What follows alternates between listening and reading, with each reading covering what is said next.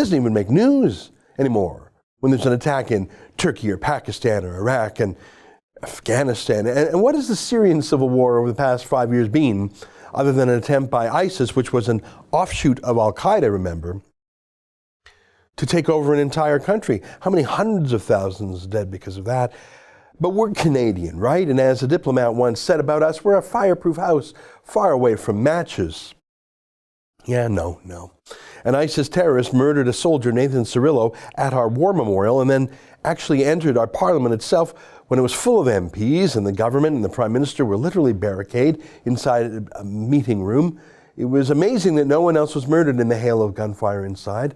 At around the same time, another soldier, Patrice Vincent, was murdered too. Let's take a moment to say their names and look at their pictures, since no one else will.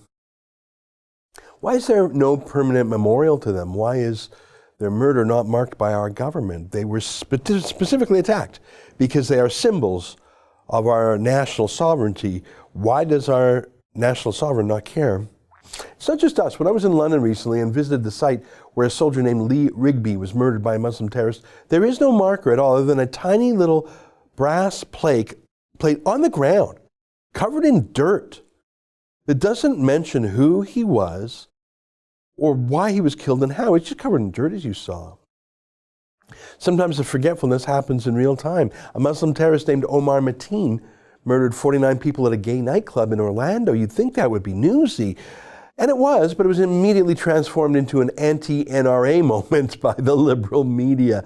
Nidal Hassan was a Muslim soldier in the U.S. military. He actually made his own business cards that said "Soldier of Allah" on them.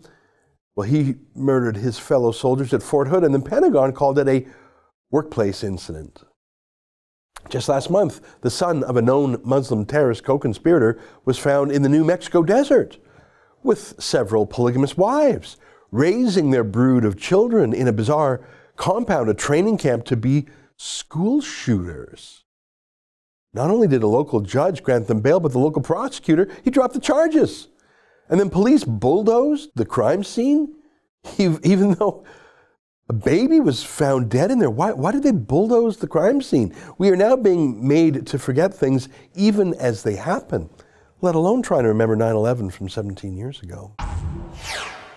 That's an excerpt from my daily show, The Ezra Levant Show, weekdays at 8 p.m. Eastern. Every day I do a monologue, interview a guest, and read my fan mail and my hate mail.